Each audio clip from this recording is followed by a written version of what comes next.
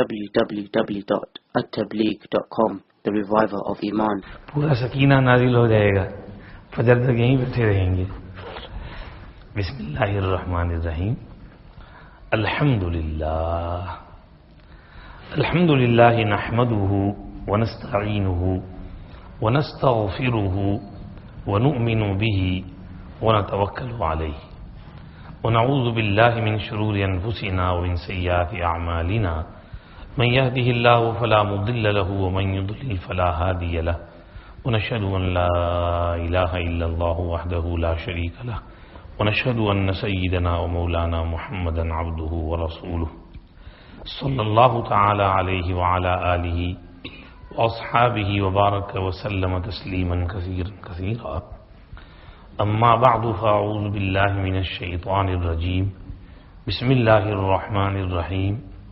یا ایہا الناس اتقوا ربکم واخشوا یوما لا یجزی والد عن ولده ولا مولود هو جاز عن والده شیئا ان وعد اللہ حق فلا تغرنكم الحياة الدنيا ولا يغرنكم بالله الغرور إن الله عنده علم الساعة وينزل الغيث ويعلم ما في الأرحام وما تدري نفس ماذا تكسب غدا وما تدري نفس بأي أرض تموت إن الله عليم خبير.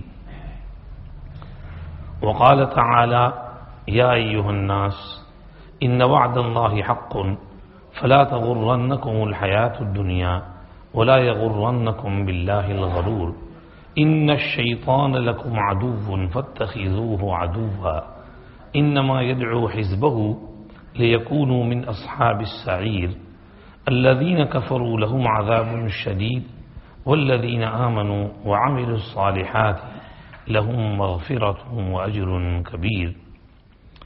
وقال تعالى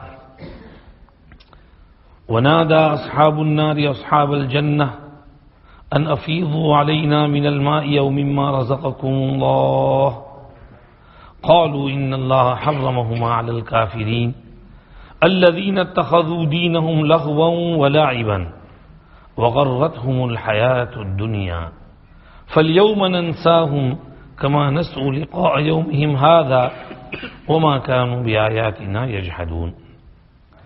وقال النبي صلى الله عليه وسلم إن الدنيا حلوة خضرة وإن الله مستخلفكم فيها فينظر كيف تعملون فاتقوا الدنيا واتقوا النساء فإن أول فتنة بني إسرائيل كانت في النساء أو كما قال النبي صلى الله عليه وسلم صدق الله مولانا العظيم وصدق رسوله النبي الكريم ونحن على ما قال ربنا وخالقنا ورازقنا من الشاهدين والشاكرين والحمد لله رب العالمين. إن الله وملائكته يصلون على النبي يا أيها الذين آمنوا صلوا عليه وسلموا تسليما. اللهم صل على سيدنا محمد وعلى آل سيدنا محمد كما صليت على سيدنا إبراهيم وعلى آل سيدنا إبراهيم إنك حميد مجيد. اللهم بارك على سيدنا محمد وعلى آل سيدنا محمد كما باركت على سيدنا إبراهيم وعلى آل سيدنا إبراهيم إنك حميد مجيد. میرے واجب الاحترام دوستو، بزرگوں، معزز علماء کرام، جیسے کہ امام صاحب نے فرمایا، پہلے تو ہم اللہ جل جلالہ و عم نوالہ کا لاکھ لاکھ شکر ادا کرتے ہیں کہ عشاء کی نماز باجماعت پڑھنے کی توفیق عطا فرمائی. کہی الحمدللہ ثم الحمدللہ ثم الحمدللہ. اللہ ہمیں ہمیشہ نماز باجماعت پڑھنے کی توفیق عطا فرمائے. حدیث شریف میں ہے اذان کی آواز کان میں پڑے اور مسجد کی طرف نہ چلیں تو یہ انتہائی سنگ دلی کی بات ہے. الجفا کل الجفا من سمع منادی اللہ ینادی فلم یجبہ. انتہائی سخت دلی کی بات ہے، پتھر جیسا دل ہو گیا ہے اس آدمی کا جو مؤذن کی آواز سن رہا ہے پھر بھی مؤذن کو رسپانس نہیں دیتا، جواب نہیں دیتا، اپنے کام میں بزی رہتا ہے. ایک دن ایک گاؤں جانا ہوا، ہم پہنچے، عین نماز کا وقت تھا، مستورات کو اتارا، ہم مسجد کی طرف دوڑے. مسجد کی بالکل برابر مکان، مسجد میں نماز کھڑی ہو گئی ہے، باہر سے نظر آ رہا ہے، اور دو جوان وہ اچکا کے اوپر بیٹھ کے سوئنگ کر رہے ہیں، بڑے مزے سے ادھر ادھر کی باتیں مشغول ہے. میرا دل اتنا دکھا، کیا کہیں ان کو، کیسے جوان ہو گئے ہیں. بڑا بالکل مسجد کے ساتھ گھر ہے اور زور زور سے اچکا کھا رہے ہیں سوئنگ کے اوپر، اور اندر نظر آ رہا ہے کہ نماز کھڑی ہو گئی ہے، پہلی رکعت چل رہی ہے. ہم دوڑے، جلدی جلدی وضو کیا، نماز میں شامل ہوئے، لیکن میں سوچتا ہی رہ گیا مسلمان گھرانہ تھا، ایسا بھی نہیں کہ غیر مسلم کا گھرانہ ہو، لیکن یہ کیسا مسلمان ہے جو نماز نہیں پڑھتا. حضور فرماتے ہیں اس آدمی کا دل پتھر جیسا سخت ہو گیا ہے، نرمی نہیں ہے اس کے دل میں. مؤذن تو کہہ رہا حی علی الصلاۃ، حی علی الصلاۃ، حی علی الفلاح، حی علی الفلاح. جس کو اس کا میننگ معلوم نہیں ہے، سب کو پتا ہے حی علی الصلاۃ کے معنی آؤ نماز کی طرف، حی علی الفلاح آؤ کامیابی کی طرف، اور ہمارے پاؤں نہیں اٹھ رہے ہیں، ہم کو کامیابی نہیں چاہیے. تو یہ سب سے پہلے تو یہ کوشش ہونی چاہیے کہ کوئی شرعی عذر نہ ہو، بیماری ہے، لولا لنگڑا آدمی ہے، اپاہج ہے، کوئی اور پرابلم ہے، بات سمجھ میں آئی. لیکن جب کوئی مسئلہ نہیں ہے، آپ ویسے ہی گھر میں ہیں، بیٹھے ہوئے ہیں، کوئی کام دھندہ بھی نہیں ہے، گپ ہانک رہے ہیں، تو اذان ہو گئی، پھر کیوں مسجد نہیں چلتے؟ ہمارے اسلاف کا حال تو کیا تھا؟ ایک شخص لوہار تھے، وہ کھٹ کھٹ کھٹ لوہا گرم کر کے اس پر ہتھوڑا مارتے تھے. اذان کی آواز آئی اللہ اکبر اللہ اکبر، تو وہ ہتھوڑا یوں اپنے کندھے تک اٹھائے ہوئے تھے، اس کو وہیں رکھ دیا اور مسجد چل دی. یعنی یہ بھی نہیں کہ چلو میں اس کو مان لیتا ہوں پھر چل رہا ہوں. اللہ کا مؤذن بلا رہا ہے، اب آگے کام کرنے کی کوئی گنجائش نہیں، فوراً مسجد میں. عبداللہ ابن عمر رضی اللہ عنہ بازار سے گزرے، اذان کی آواز آئی اللہ اکبر اللہ اکبر، تو دکان والے جتنے تھے مدینہ شریف میں، دکان کو ویسی ہی کھلی کی کھلی چھوڑ کے مسجد چل دیا. ان کو کوئی فکر نہیں تھی کہ کوئی مال چوری ہوگا، نہ اس کو تالا لگانے کی ضرورت تھی، نہ الارم لگانے کی ضرورت تھی. مال ویسا کا ویسا پڑا ہے، کچھ چھڑکا بھی نہیں ہے اس کو. اتنی امانت داری ہے لوگوں میں. نماز کے لیے چل دیے. عبداللہ ابن عمر ان کو بھاگتا ہوا دوڑتا ہوا دیکھ کر فرمانے لگے، ایسے ہی آدمیوں کے بارے میں سورہ نور کی آیت اتری ہے، رجال لا تلہیہم تجارت ولا بیع عن ذکر اللہ واقام الصلاۃ وایتاء الزکاۃ یخافون یوما تتقلب فیہ القلوب والابصار. یہ ایسے لوگ ہیں کہ ان کو سودا، بیع کے معنی سودا، یعنی کسی کے ساتھ سودا ہو رہا ہو، بات ہو رہی ہو، بھاؤ تاؤ ہو رہا ہو، بہت بڑا سودا ہونے والا، ہزاروں کا لاکھوں کا، لیکن اذان کی آواز آئی تو وہ اس سودے کو ویسے کا ویسے ہی چھوڑ کے مسجد چلے جاتے ہیں. بھائی ابھی سائن کر لو، سودا پکا کر لو، ارے بعد میں پکا ہوگا. کوئی سودا ان کو نہیں روکتا ہے، تجارت، بزنس، دکان، یہ ان کو نہیں روکتی ہے ان ذکر اللہ، ذکر سے، وہ اقام الصلاۃ، نماز قائم کرنے سے، وہ ایتاء الزکاۃ، زکوٰۃ ادا کرنے سے. کیوں نہیں روکتا ہے؟ اس لیے کہ وہ سمجھتے ہیں یہ سب چیزیں تو عارضی ہیں. اصل کو یخافون یوما تتقلب فیہ القلوب والابصار، ان کو ڈر لگتا ہے قیامت کے دن کا، کہ وہ دن آنے والا ہے، اس دن آنکھیں کھلی کی کھلی رہ جائیں گی، دل پھٹے کی پھٹے رہ جائیں گے. تو اس دن سے وہ کانپتے ہیں، وہ دن ان کی آنکھوں کے سامنے ہے. اس لیے جیسے ہی وہ فوراً دوڑ پڑتے ہیں. ان کے نزدیک پیسہ چاہے وہ لاکھوں کا ملین درہم دینار کیوں نہ ہو، اس کی ویلیو ایسی تھی جیسے بکری کی ایک مینگنی، کہ وہ بکری کی مینگنی ہوتی ہے، وہ سوکھ جاتی ہے، چولہا جلانے کا کام دیتی ہے. تو دینار بھی ان کے ہاں ویسا ہی تھا جیسے بکری کی وہ مینگنی، جیسے وہ کام آتی ہے دینار بھی کام آتا ہے. یہ کوئی پیسہ ایسی چیز نہیں کہ اس کے پیچھے ہم زندگی تباہ کر دیں. وہ فوراً دوڑتے تھے اللہ کا حکم بجا لانے کے لیے. ہمارا حال تو بہت غفلت والا حال ہے. نماز نہیں پڑھتے مسلمان، نماز نہیں پڑھتے. اگر آپ تجزیہ لگائیں آپ کے پورے گاؤں ددھال کا اور پھر ہمارے بھروچ ڈسٹرکٹ کا، پھر گجرات کا، پھر پورے انڈیا کا، تو آپ کو اندازہ ہوگا صرف 2% 5 ٹائم کے نمازی ہیں. باقی 98% 5 ٹائم کی نماز نہیں پڑھتے. کوئی ایک پڑھتا ہے، کوئی 2 پڑھتا ہے، بس. فجر میں تو کوئی آتا ہی نہیں ہے. نماز کے بغیر کام کیسے چلے گا؟ ہاں جی. بلکہ اللہ معاف کرے بہت سے یہ رکشو چلاتے ہیں، معلوم یہ ہوا جمعہ بھی نہیں پڑھتے. گاؤں والے یہ سمجھتے ہیں کہ انکلیشور میں پڑھا ہوگا، انکلیشور والے سمجھتے ہیں کہ گاؤں میں پڑھا ہوگا، نہ ادھر پڑھا نہ ادھر پڑھا، اور اپنا رکشا چلاتے رہتے ہیں. کوئی گاہک آ گیا، بزنس والا آ گیا، لے کے چل دیا اس نے. جمعہ کا اہتمام نہیں ہے. حالانکہ حدیث شریف میں ہے جو آدمی 3 جمعہ سستی کی وجہ سے چھوڑ دے اس کے دل پر مہر لگ جائے، اندر کوئی خیر نہیں جاتی ہے. کیسا مسلمان ہے جو بے نمازی ہے، نمازی نہیں پڑھتا. نمازی تو وہ لوگ تھے. اب زیادہ دور جانے کی بھی ضرورت نہیں ہے. آپ 20-30 سال پہلے چلے جائیے. ہمارے بڑے بوڑھے کتنے پکے نمازی تھے. کچھ بھی ہو، بارش ہو، سردی ہو، گرمی ہو، ہر حال میں مسجد چل کر آتے تھے. میں ایک دفعہ وہ ہمارے گاؤں میں شبیر بھائی قاضی کے ساتھ بیٹھا ہوا تھا ان کے گھر، باتیں کرنے لگے. کہنے لگے میرے والد بہت بوڑھے تھے لیکن 5 وقت کی نماز مسجد میں پڑھتے تھے.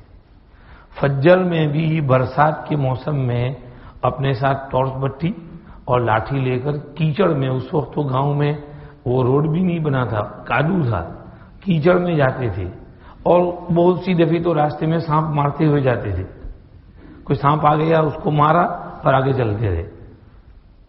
اور کئی دفعہ ایسا ہوا آج فلاں جگہ سانپ مارا، آج وہاں سانپ مارا، لیکن نماز نہیں چھوڑتے. ان کا گھر دور تھا، وہ ڈیلا فریے میں تھا، تو وہاں سے کافی لمبا چلنا ہے. وہ پورا وہ تالاب کے پاس سے گھوم کر پھر مسجد.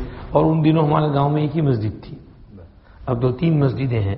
تو وہ وہاں سے پورا چل کر کے فجر پڑھنے اندھیرے میں ٹارچ بتی لے کر مسجد میں آتے تھے. دور کی بات نہیں، اب یعنی قریب زمانہ 20-30 سال پہلے کی بات، اس سے بھی کم، ابھی کچھ چند سال پہلے انتقال ہوا. اور فجر میں، عشاء میں، اندھیرے میں جو چل کر مسجد آتے ہیں ان کے لیے تو اسپیشل بشارت ہے.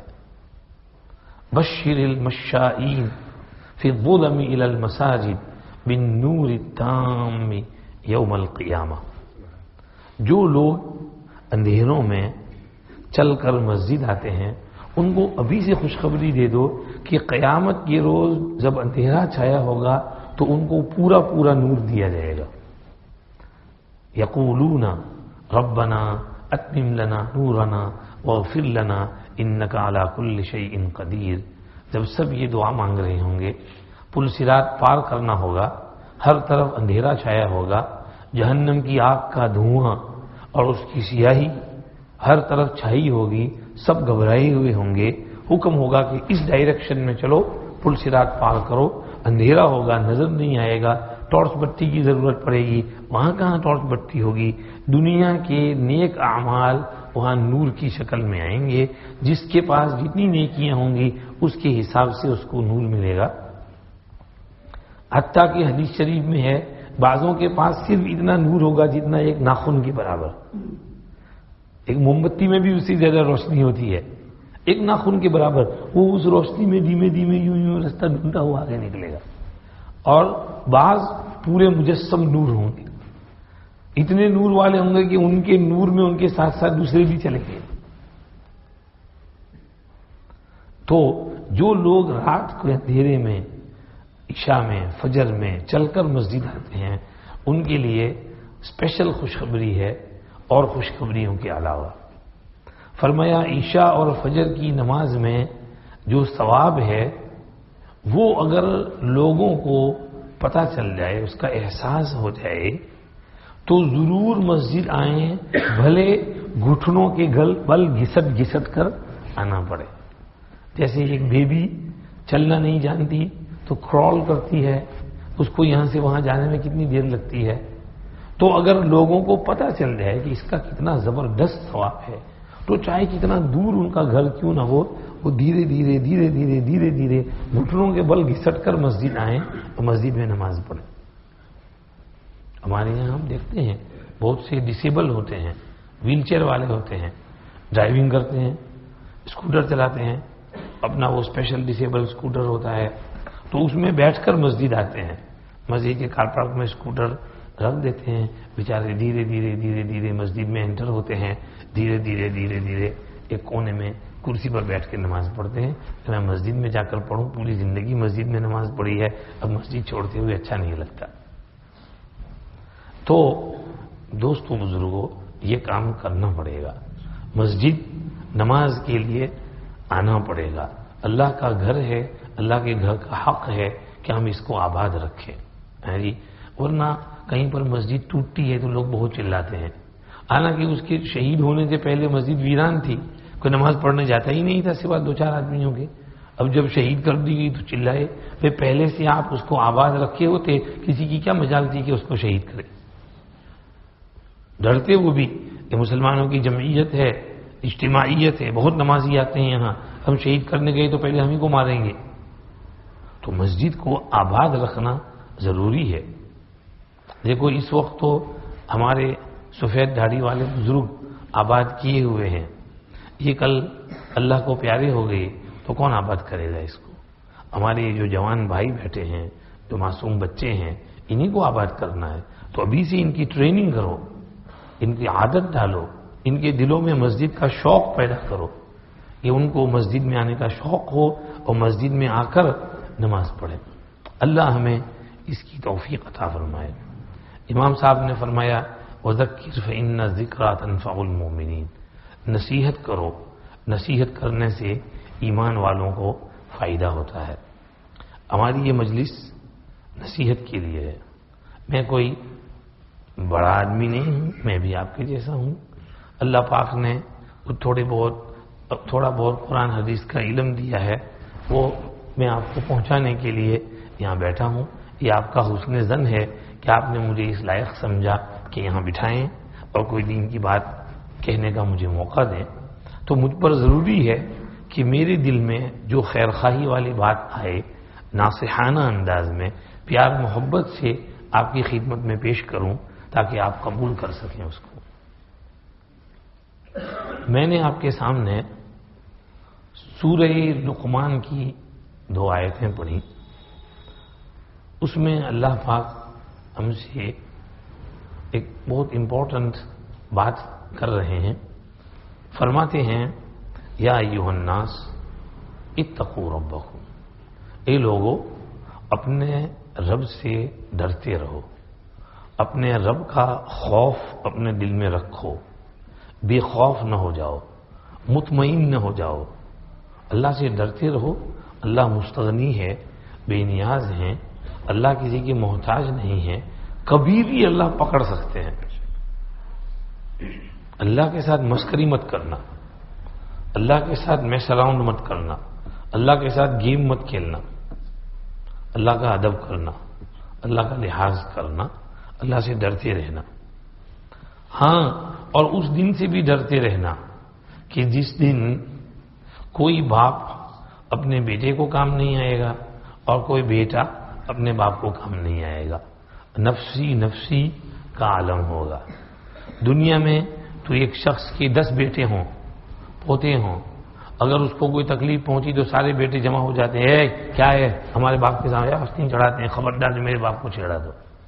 دنیا میں تو سب آ جاتے ہیں مدد کے لیے، میدان حشر میں کوئی کسی کی مدد کو نہیں آئے گا۔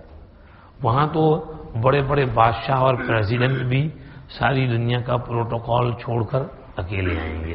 فرعون بھی اکیلا ہوگا، حامان بھی اکیلا ہوگا، قارون بھی اکیلا ہوگا، نمرود اور شداد بھی اکیلے ہوں گے، اور اس دور کے بڑے بڑے لیڈر جو ہر وقت اپنے آگے پیچھے کالی گاڑیاں سیکیورٹی رکھتے ہیں، وہاں نہ کوئی سیکیورٹی ہوگی نہ کوئی ساتھی ہوگا۔ وَكُلُّهُمْ آتِيهِ يَوْمَ الْقِيَامَةِ فَرْدًا، ہر آدمی دربار الہی میں اکیلا حاضر ہوگا، وہاں کسی کی کچھ نہیں چلے گی۔ ان وعد اللہ حق، بے شک اللہ کا وعدہ بالکل برحق ہے۔ سورہ نبأ میں فرمایا ذالک الیوم الحق، وہ دن بالکل برحق دن ہے۔ جو چیز برحق ہوتی ہے اس کا انکار نہیں کر سکتی، اور قیامت کے دن کو برحق کون کہہ رہا ہے؟ اللہ کہہ رہے ہیں ان وعد اللہ حق، تو اس دن کو یاد رکھنا، بھولنا نہیں۔ اور دیکھو فلا تغرنکم الحیات الدنیا ولا یغرنکم باللہ الغرور، کہیں دنیا کی زندگی تم کو دھوکے میں نہ ڈال دے، اور بڑا دھوکے باز تم کو دھوکے میں نہ ڈال دے۔ دو چیزیں ہیں دھوکہ دینے والی، ایک دنیا، دوسرا شیطان، بڑا دھوکے باز ہے۔ دنیا بہت دھوکہ دیتی ہے، لالچ۔ آج کل آپ لوگوں نے سنا ہوگا بٹ کوائن کی لالچ چل رہی ہے، دھوکہ ہے۔ بڑے بڑے تاجر اوپر بیٹھے ہوتے ہیں، وہ کروڑ پتی بنتے ہیں، اور بیچارے غریب مسکینوں کا جیب خالی کر لیتے ہیں۔ دھوکہ ہے۔ انسان سوچتا ہے کہ میں بہت جلدی مالدار بن جاؤں گا، ایسی چیزیں خریدتا ہے۔ ڈرگز بیچنا خریدنا، آدمی کو ملینئر بننے کی لالچ ہوتی ہے، ڈرگز بیچتا ہے۔ جوا کھیلنا، انسان سوچتا ہے میں 10 روپے 100 روپے کا جوا کھیل لوں، شاید میرا نصیب لگ جائے تو میں ملین جیت جاؤں، جوا کھیلتا ہے، دھوکہ ہے۔ اور اس طرح سے کرتا رہتا ہے، ایک دھوکے کے بعد دوسرا دھوکہ، تیسرا دھوکہ، اس کو احساس بھی نہیں ہوتا کہ لوگ مجھے ٹھگ رہے ہیں اور میں دھوکے میں پڑا ہوا ہوں، پتہ ہی نہیں چلتا کہ میرا پیسہ گیا اور دھوکہ کھا گیا میں، بس وہ روز اس کا جوئے میں پیسہ جاتا رہتا ہے۔ اور یہ اسکیم کرنے والے بنانے والے دھوکے باز نئی نئی اسکیمیں لے کر آتے رہتے ہیں، اور لوگ بھی اس میں پیسے ڈالتے رہتے ہیں، کسی کے لاکھ چلے گئے، کسی کے 10 لاکھ چلے گئے، ایسے بھی ہیں جن کے کروڑ چلے گئے، ختم، لے کے بھاگ گئے۔ بڑی بڑی اسکیمیں بنائیں، فلاں جگہ پلاٹ لیا ہے اور ایسی عمارتیں بنانے والے ہیں، کرائے پر دیں گے، ابھی دے دو، اتنے دن میں اتنا پیسہ مل جائے گا، لالچ میں آ گئے، دے دیا، اپنی زندگی کی ساری کمائی زمین بیچ کر اس کے حوالے کر دیا، اور وہ رفو چکر۔ یہ دنیا پیسہ جو ہے بہت دھوکہ دیتا ہے۔ دنیا کو ایسا نہ بناؤ کہ وہ تم کو ٹرک کر دے، دھوکہ دے دے، ڈیسیو کر دے۔ دنیا کو سب کچھ نہ سمجھو، یہ دنیا سب کچھ نہیں ہے، آخرت سب کچھ ہے۔ اللہ کی رضا، اللہ کی خوشی یہ اصل ہے، اللہ کو خوش کرنے کی کوشش کرو۔ دنیا بہت دھوکہ دیتی ہے۔ دنیا ایک خواب کی طرح سے ہے، ایک ڈریم ہے۔ آدمی اس خواب سے تب اٹھتا ہے جب ملک الموت آتے ہیں، تب پتہ چلتا ہے او ہو یہ تو ایک ڈریم تھی، اور اب جو ہے ریالٹی سامنے آ رہی ہے۔ ایک آدمی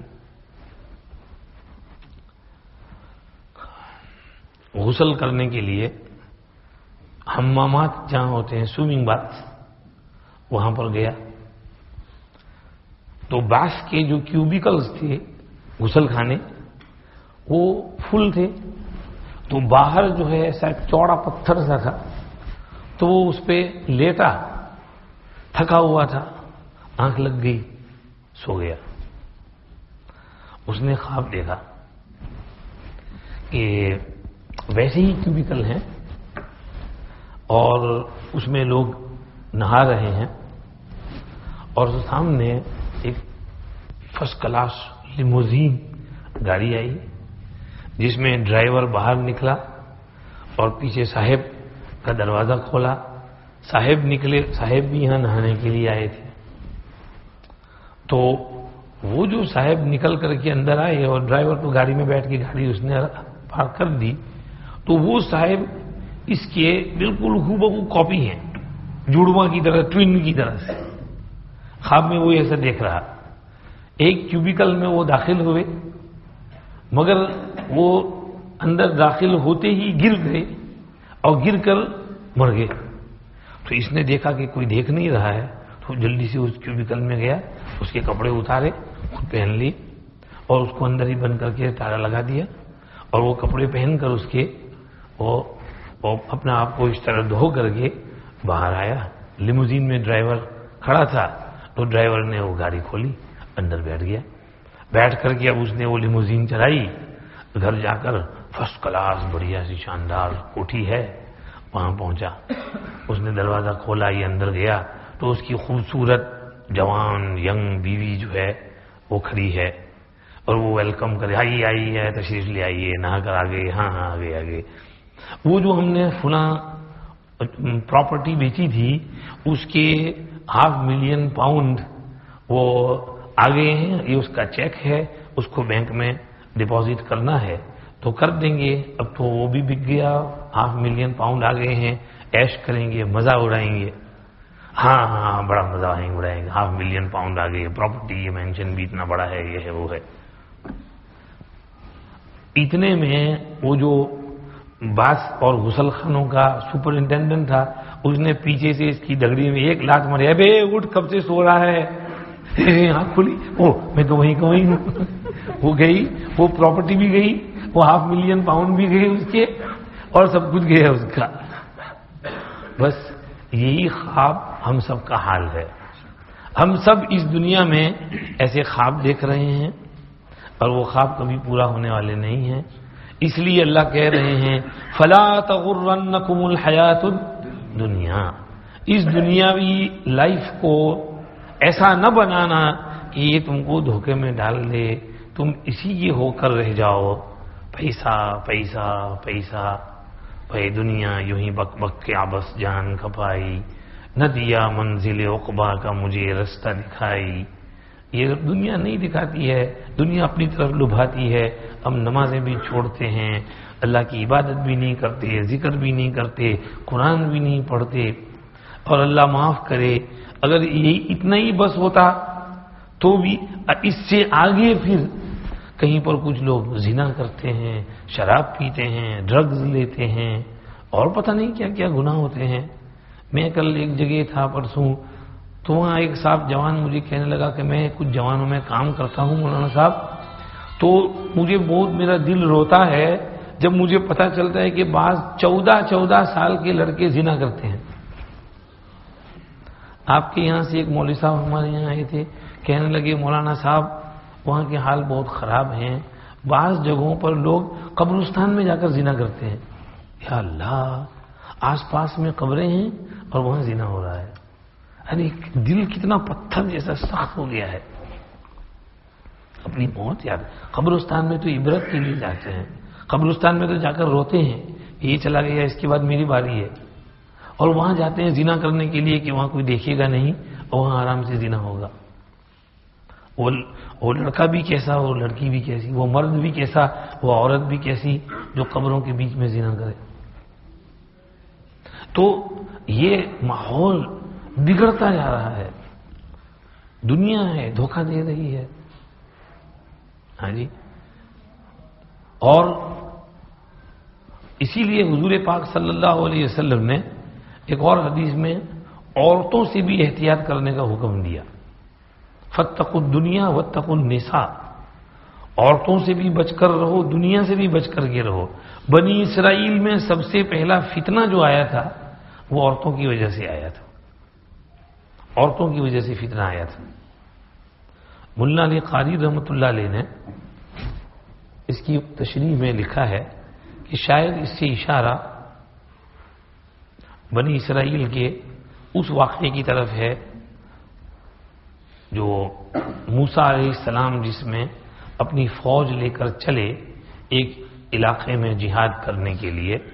موسیٰ علیہ السلام کے دور میں بھی اللہ کے راستے میں یہ چیزیں ہوتی تھیں، تورات میں بھی اس کے مسائل احکام ہیں. فوج لے کر چلے ہیں تو اس علاقے میں ایک راہب تھا عبادت گزار، اس کا نام بلعام ابن باعورہ. تو وہاں کے لوگ آئے کہ موسیٰ کی فوج بہت طاقتور ہے، تو موسیٰ کے خلاف بددعا کرنے. تو اس نے کہا کہ نہیں بھائی، موسیٰ اللہ کے نبی ہے، میں تو بددعا نہیں کر سکتا. بہت انہوں نے کہا. اس نے کہا میں استخارہ کرتا ہوں. استخارہ کیا تو خواب میں منع آیا کہ بددعا مت کرنا. اس نے کہا بھائی استخارہ میں منع آیا، بددعا نہیں کرنی ہے. چلے گئے لوگ. دوسرے دن پھر آئے لوگ، بہت سا پیسہ لے کر آئے. انہوں نے کہا تو بددعا کر دے، یہ سارا پیسہ ہم تجھ کو دے دیں گے. اب اس کی بیوی وہاں کھڑی تھی. اس نے کہا، اس کو لالچ آ گئی. اس نے کہا ساری زندگی ہم نے بڑی مشکلی میں گزارا کیا ہے، یہ مفت میں اتنا پیسہ مل رہا ہے، تو لے لے. نہیں دعا کر دے، بددعا اللہ نے قبول کرنا ہوگا، کریں گے، نہیں تو نہیں، تیرا ہمارا کام ہو جائے گا. اس نے کہا اچھا میں پھر استخارہ کرتا ہوں. استخارہ کی، اب کے کچھ نہیں آیا. تو لوگوں نے کہا دیکھو اگر منع ہوتا تو پہلی دفعہ منع کیا تھا، اب بھی منع کر دیتے، کرو. اور ٹھیک ہے، وہ چلا بددعا کرنے کے لیے. پہاڑی پر سب لوگ کھڑے ہیں اور بددعا شروع کی. اللہ نے اس کی زبان الٹی کر دی. زبان بھی جو اللہ کے قبضے میں ہے، تو وہ جو بددعا موسیٰ کے حق میں کرنا چاہتا وہ اس کی قوم کے لیے ہو جاتی، اور جو دعا اپنی قوم کے لیے کرنا چاہتا وہ موسیٰ علیہ السلام کے لیے ہو جاتی. اس کی دعا میں زبان ہی پلٹ گئی. وہ کہنے لگا میری زبان میری اختیار سے باہر نکل گئی ہے، میں بددعا نہیں کر سکتا. لیکن اب چونکہ وہ ہو ہی گیا ہے جو ہونا تھا، میں نے وہ لاج رشوت بھی لے لی ہے، اب تو میں اللہ کے دربار سے دھٹکار دیا گیا ہوں. تو میں تم کو ایک ترکیب بتاتا ہوں. یہ موسیٰ کی فوج ہے نا، بہت دن سے گھروں سے نکلی ہوئی ہے، اور یہ سارے فوجی ہیں نا، یہ بیویوں سے اتنے دن سے دور ہیں، ان کی شہوت بھڑکی ہوئی ہے. جب کچھ دن بیوی سے دور رہیں تو شہوت بھڑکتی ہے. تو یہ بہت دن سے بیوی سے دور ہیں، ان کی شہوت ابھری ہوئی ہے. تم ایسا کرو، اپنی جوان خوبصورت لڑکیوں کو ان کی فوج میں گھسا دو اور کہہ دو کہ کوئی ان کو چھیڑنا چاہے، زنا کرنا چاہے تو اس کو نہ روکے، کر لے اس کے ساتھ زنا. ہر علاقے میں ایسی لڑکیاں ہوتی ہیں، اللہ معاف کرے، ہدایت دے ایسی لڑکیوں کو. لیکن ہر جگہ ایسی لڑکیاں ہوتی ہیں، کنجری، پروسٹیٹیوٹس، بدکار. تو ایسی لڑکیوں کو ذرا بندھن گھر جہاں وہ فوج ٹھہری ہوئی تھی وہاں لے گئے اور گھسا دیا. اب وہ جا کے ذرا ناچنے لگی، ایسے انہوں نے بھی ذرا چھیڑ چھاڑ شروع کی. پھر کسی نے اس لڑکی کو پکڑا، اس سے زنا کیا، کسی نے اس کو پکڑا، اس سے زنا کیا. موسیٰ علیہ السلام کو پتہ چلا. موسیٰ علیہ السلام سمجھ گئے کہ دشمن کا حربہ ہے. موسیٰ علیہ السلام دوڑے ہوئے آئے، ارے یہ تو تم نے کیا کیا ہے، زنا شروع کر دیا یہ وہ جو. لیکن اس وقت تک بات ہو گئی تھی. وہ جو بنی اسرائیل آگے بڑھ رہے تھے، جو فتح ہونے والی تھی، وہ فتح تو دور کی بات، اللہ کا فوری عذاب آ گیا. اور وہاں مورخ بارباب سیر نے لکھا ہے کہ ایک دن میں بنی اسرائیل کے 70,000 آدمی مر گئے عذاب میں. کوئی زلزلہ ہے، آفت ہے، طوفان ہے، بہت بڑی فوج لے کر چلے تھے. سب کے اوپر جنہوں نے زنا کیا تھا سب زانیوں پہ عذاب آیا. آن فآن سارے زنا کرنے والے مر گئے. جو نیک تھے، جنہوں نے برا کام نہیں کیا تھا وہ تو بچ گئے، لیکن زنا کرنے والے سارے ختم ہو گئے. حضور اس کی طرف اشارہ کر رہے ہیں. بنی اسرائیل میں پہلا فتنہ جو آیا عورتوں کی وجہ سے آیا کہ وہ عورتیں گھسی اور خوب زنا کیا، اور انہوں نے زنا کیا، عذاب آیا، بنی اسرائیل پر تباہی آئی. فإن أول فتنة بنی اسرائیل كانت في النساء. آج بھی زنا کا بازار گرم.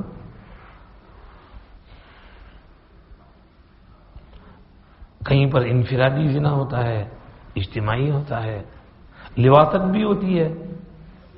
توبہ توبہ توبہ استغفر اللہ. بدفعلی، اور بدفعلی لا حول ولا قوت الا باللہ، وہ تو اس سے بڑا گناہ ہے، زنا سے بھی بڑا گناہ ہے. عطا ابن ابی رباح کہتے ہیں کہ مجھے یہ خبر پہنچی ہے کہ جب کوئی مرد کسی مرد پر سوار ہوتا ہے تو اس کے نیچے زمین چیخ پڑتی ہے، اللہ سے اجازت مانگتی ہے کہ یا اللہ مجھے اجازت دو کہ میں ابھی پھٹوں اور ان دونوں کو نکل جاؤں.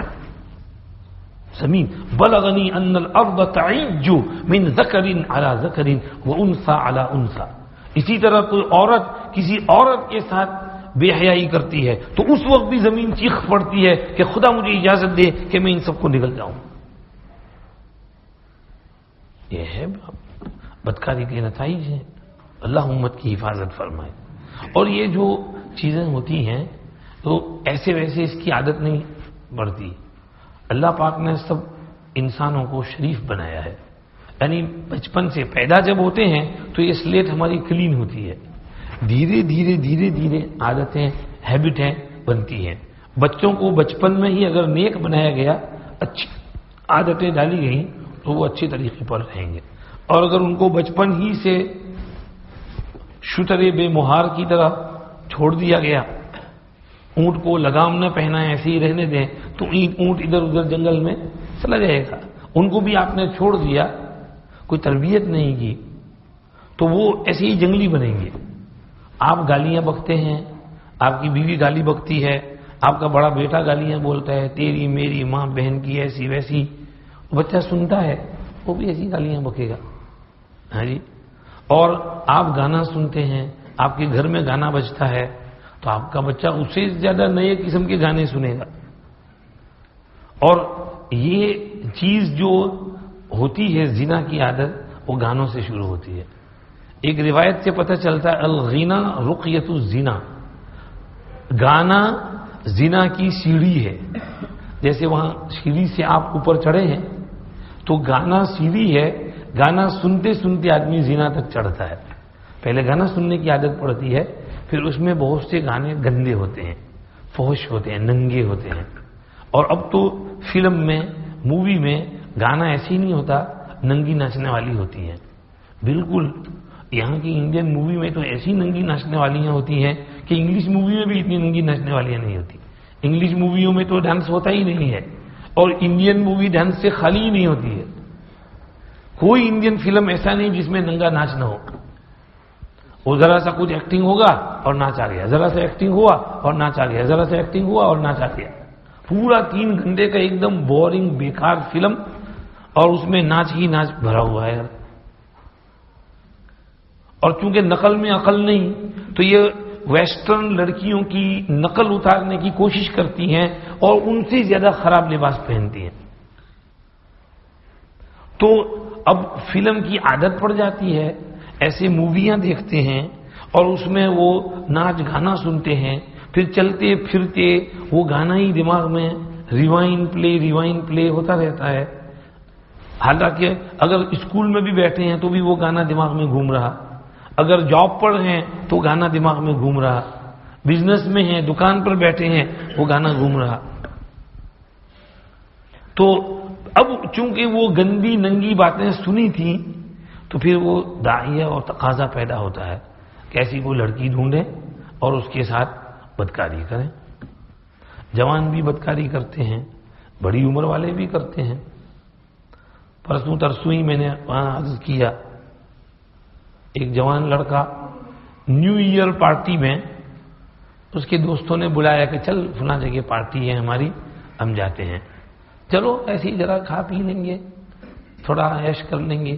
وہاں گئے تو دیکھا کہ اس جگہ کچھ ناچ گانے والی لڑکیاں بھی ہیں. تو اس نے کہا واٹس دس، یہ کیا ہے؟ عیش بہت صوفی بنتا ہے، بیٹھنے سیدھا سیدھا بٹھا دیے. وہ اب ناچ گانا بھی چل رہا ہے اور ادھر ٹیبل پہ سب کھانے کے لیے بھی بیٹھے ہیں. تو کھانا کھلایا اس کو، کھایا اور اس کو کوک دیا، پی لیا اس نے. اس کوک میں ٹیبلٹ ڈالی ہوئی تھی ڈرگز کی، بے ہوش کرنے والی. اس کو کچھ پتہ نہیں ہے کہ وہ کوک پیا بے ہوش. رات کو 3 بجے اس کی آنکھ کھلی تو اس کے برابر میں ایک بڑی عمر کی عورت سوئی ہوئی تھی جس نے اس کے ساتھ زنا کیا تھا.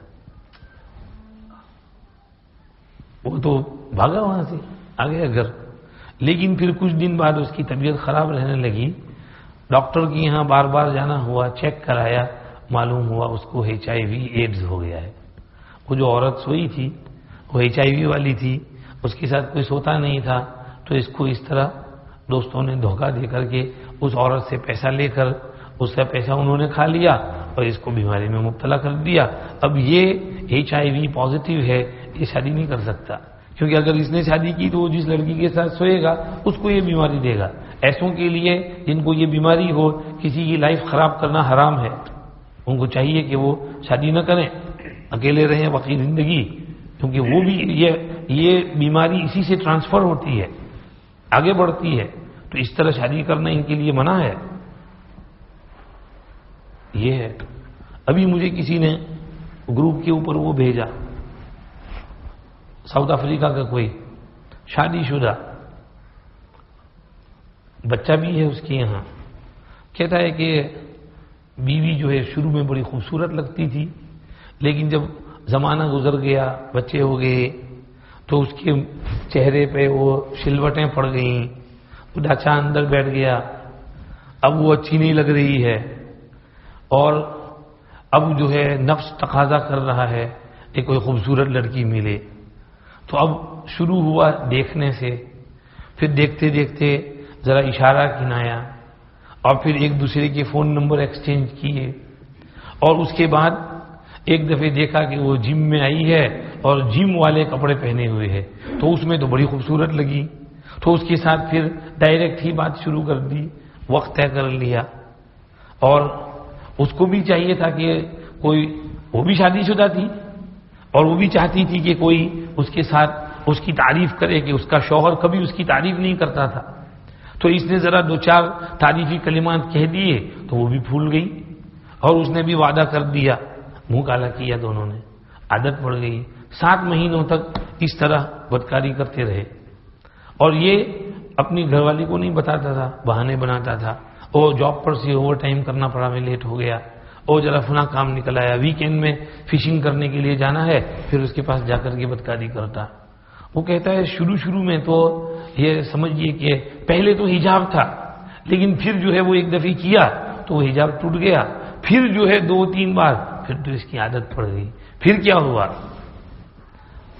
مسجد کی طرف قدم اٹھانا مشکل ہو گیا، مسجد کو دیکھ کر کے دور سے بھاگ جاتے تھے، حالانکہ پہلے 5 وقت کا نماز ہی تھا، نماز بھی پڑھتا تھا، لیکن پھر مسجد آنا بھاری لگنے لگا۔ وہ جو زنا کی وجہ سے قلب میں جو نور تھا وہ نور چلا گیا، چہرے کے اوپر جو بشاشت تھی وہ بشاشت ختم ہو گئی، اب مسجد آنا بھاری لگ رہا ہے، نمازیں چھوٹ رہی ہیں، گھر پر کبھی پڑھ لیتا ہے کبھی نہیں۔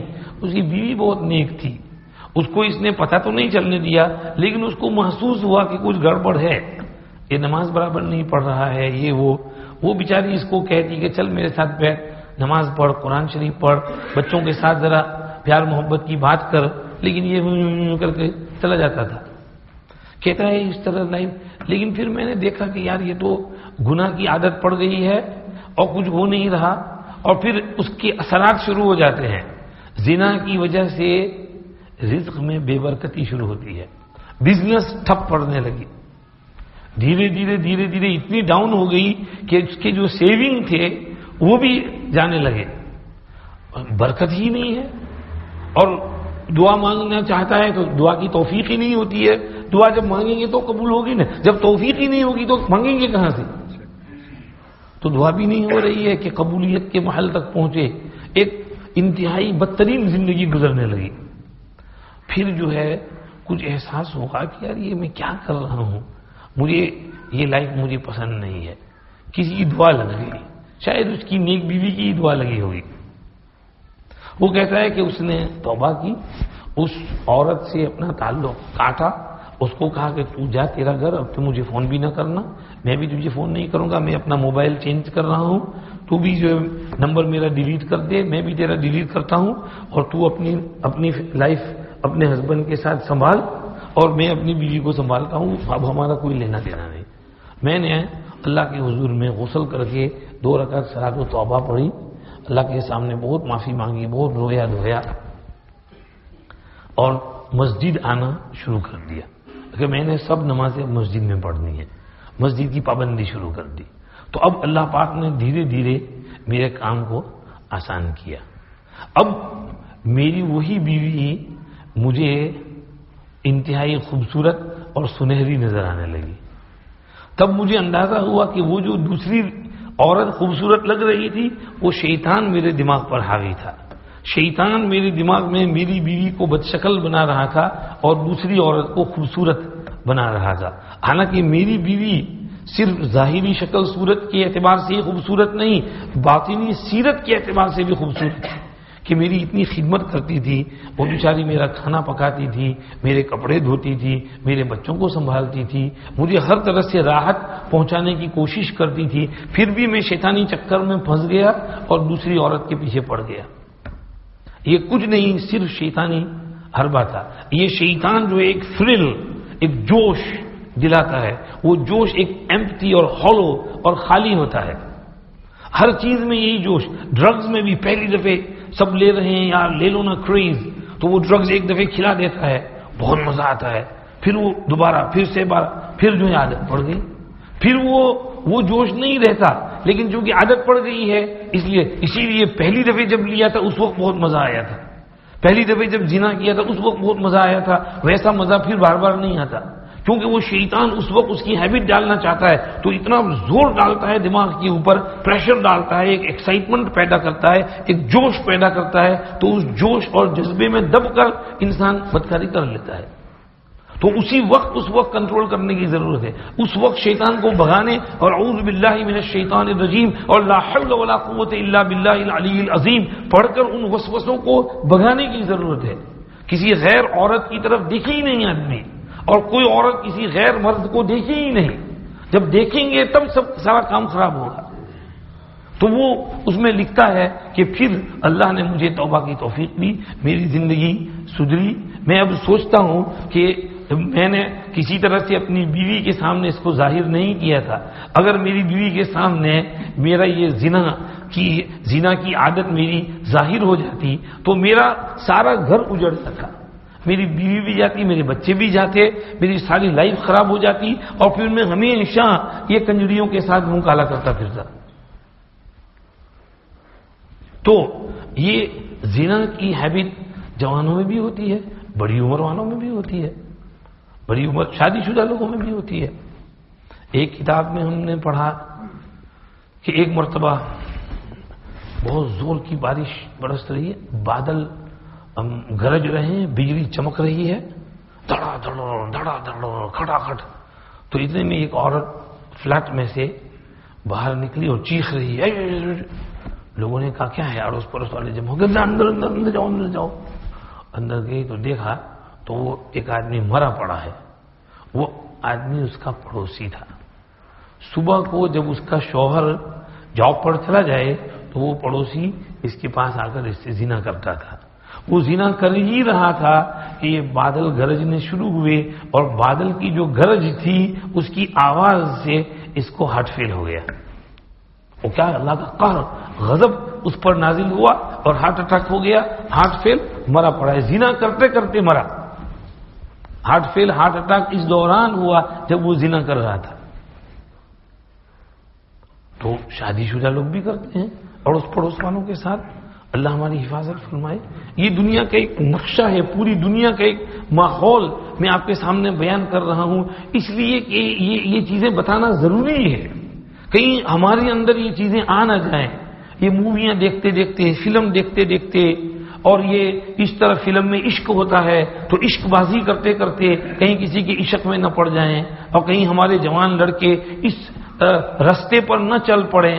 اس لیے یہ سمجھانا پڑتا ہے، یہ وارننگ دینا پڑتا ہے کہ بھئی یہ ماحول بہت برا ماحول ہے، چھوڑو اس کو، آؤ دین کی طرف آ جاؤ اور دینداری والا ذہن بناؤ اپنا. دنیا کو چھوڑو، دنیا تو بہت دھوکہ دیتی ہے. شیطان کو چھوڑو، شیطان بہت دھوکہ دیتا ہے. شیطان ہمارا ازلی دشمن ہے. وہ تو ہمارے ابا آدم علیہ السلام کا دشمن تھا، اور اس نے قسم کھائی تھی کہ میں تیری تمام اولاد کا دشمن ہوں. وہ صرف مسلمان کا دشمن نہیں، وہ غیر مسلم کا بھی دشمن ہے. اس کو بھی چین سے نہیں رہنے دیتا. جو اس سے دوستی کرے اس کو بھی چین سے نہیں چھوڑتا. سبھی کو وہ پریشان کرتا ہے. تو شیطان ہمارا دشمن ہے. اللہ کہتے ہیں ان الشیطان لکم عدو فاتخذوہ عدوا، ہے وہ تمہارا دشمن، اس کو بناؤ تم اپنا دشمن، اس کے ساتھ دشمنی اختیار کرو. ہم لوگوں نے تو اس کے ساتھ دوستی کر رکھی ہے، ہم اس کے اشارے پہ ناچتے ہیں، اس کے کہے بغیر اس کی اطاعت فرما برداری میں ہم دوڑ لگاتے ہیں. ہماری خواہشات نفس ہم پر اتنی غالب آ جاتی ہیں کہ شیطان کو کچھ کہنا بھی نہیں پڑتا، بیٹھا بیٹھا دیکھتا رہتا ہے اور سارے کام آٹومیٹک ہو رہے ہیں. تو اللہ پاک نے یہاں پر کہا فلا تغرنکم الحیات الدنیا ولا یغرنکم باللہ الغرور، شیطان کو بھی دھوکہ مت دینے دینا اور دنیا کو بھی دھوکہ مت دینے دینا. یہ ہم عرض کر رہے تھے دنیا کی محبت یہ آگے لے جاتی ہے. حب الدنیا رأس کل خطیئۃ، دنیا کی محبت ہر گناہ کی جڑ ہے. جب دنیا کی لوبھ لگ جائے، لالچ پیدا ہو جائے تو آدمی جھوٹ بھی بولے گا، جھوٹی قسمیں بھی کھائے گا، جھوٹے کیس بھی مقدمے بھی دائر کرے گا، جھوٹے گواہ بھی کھڑا کرے گا، زمینوں کو ہڑپ کرے گا، جائیداد کو ہڑپ کرے گا اور پتہ نہیں کیا کیا گناہ کرے گا، کیونکہ دنیا کی اس کو لالچ پیدا ہو گئی ہے. تو پھر سب گناہ ہوں گے. اس لیے فرمایا ہر گناہ کی جڑ ہے دنیا کی محبت. دنیا کی محبت اپنے دل سے نکالو. دنیا کی محبت کیسے نکلے گی؟ اس کے دھوکے کو ہم کیسے سمجھیں گے؟ اول تو قرآن حدیث پڑھنے سے، اور ثانیاً رسول پاک صلی اللہ علیہ وسلم، صحابہ کرام رضوان اللہ علیہ مجمعین، سلف صالحین کے قصے کہانیاں پڑھنے سے. اور ان کے قصے کہانیاں کیسے؟ زہد کی. زہد کے معنی دنیا کا شوق نہ رکھنا، کہ ہمارے دل میں دنیا کا بالکل شوق نہ ہو. اور یہ قصے آپ کے گھروں میں کتاب ہوگی فضائل صدقات، اس کے اخیر میں 70 زاہدین کے قصے لکھے ہوئے ہیں. امام صاحب ان قصوں کی تعلیم کرو، صرف ان قصوں کی تعلیم، روزانہ ایک ایک دو دو تین تین صفحے پڑھو، تو اس سے لوگوں کے دلوں میں زہد پیدا ہوگا کہ یہ اللہ کے بندے کیسے تھے.